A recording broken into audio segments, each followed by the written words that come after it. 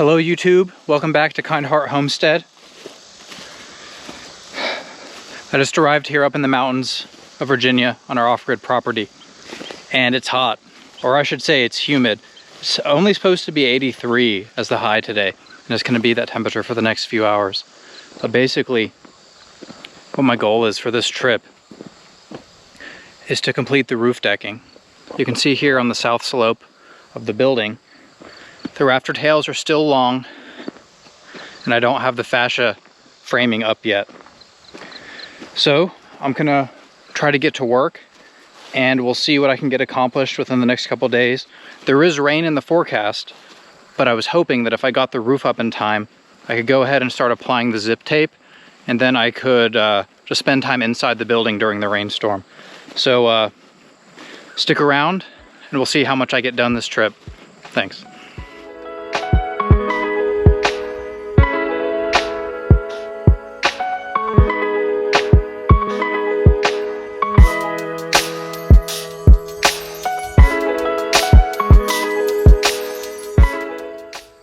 So to cut the rafter tails, I'm measuring 14.5 inches from the sheathing, because the sheathing essentially represents the outside of the building, and the 14.5 inches represents the overhang, because the fascia 2x4 is going to extend this out another 1.5 inches, which would make a 16-inch overhang. So I make a tick mark at 14.5, then I put my tape measure away and use a level. This is just a small low-tech torpedo level, but it'll do the job here. You can see here that I traced a vertical line, and then all I do is put a screw up here to attach a string line, and I'm going to do the same thing on the other end and pull the string line tight.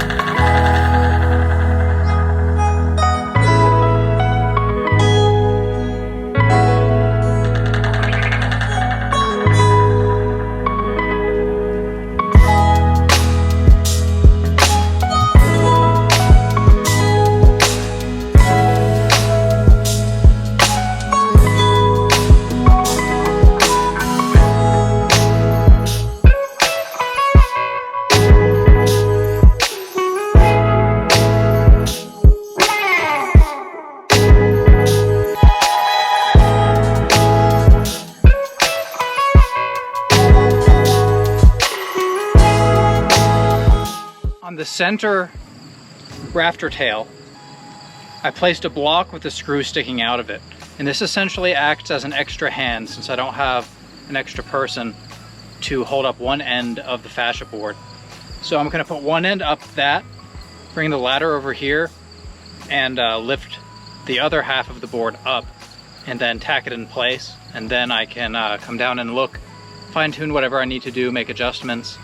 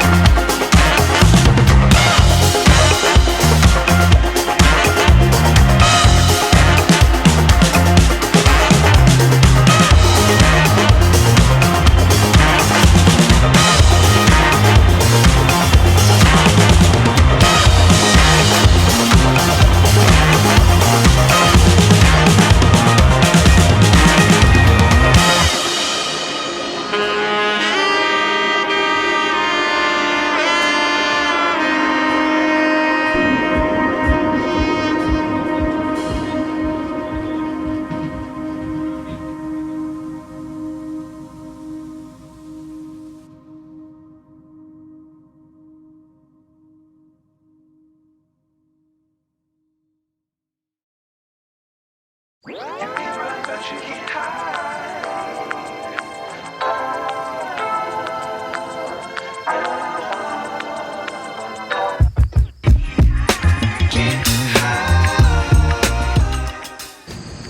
that I have the roof sheathing in place, I've gone around, double checked the 6-inch nail spacing around the edges of all the boards.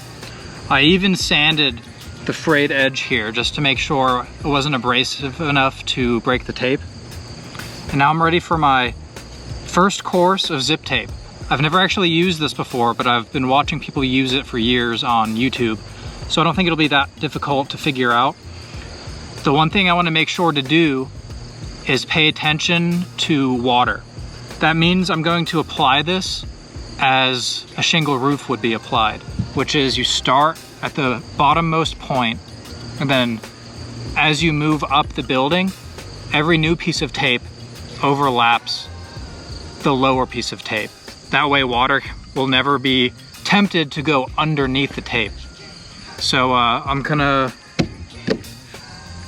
start this now.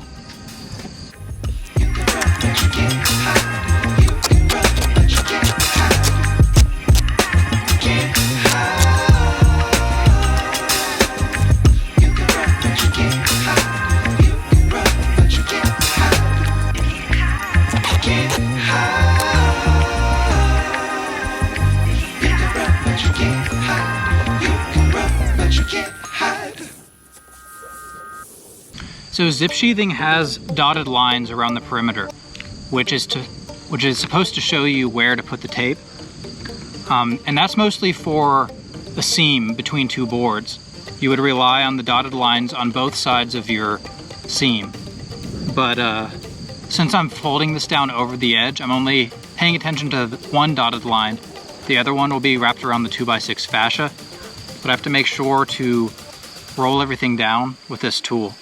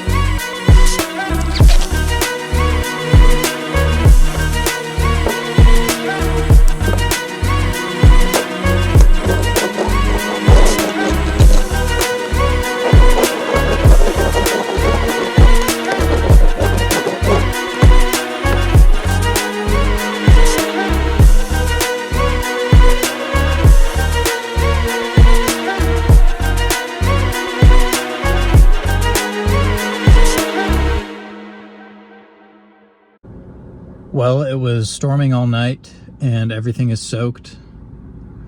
Because the percentages were so low, I assumed that maybe the storm could pass over without really messing everything up, but our canopy was full of water. There's probably at least 5 gallons in there. I had to use a 2x4 to drain it, and it just kind of created this big flood. Got mud everywhere. All of my cooking supplies are still out. And the shed, the new shed, the slab is completely flooded like it was a few weeks ago. If you want to go back and check out that video, you'll see how I had to put my boots on to wade through that stuff. But it's like that again, even though I have one of the roof slopes dried in. I guess the amount of rain coming down was enough to get through the cracks on the other side that I hadn't finished taping yet. I only really needed 1 hour of work left to finish blocking, nailing, cutting, and taping. But I guess I need to pack up and leave and get it done next time because I can't work in that wet condition. I don't want to get up on the roof when it's raining, obviously. So if you want to see the roof completed, please subscribe to the channel, and then you can see our next video, which should encompass the rest of the taping. And I'll see you next time on Kind Heart Homestead. Thanks.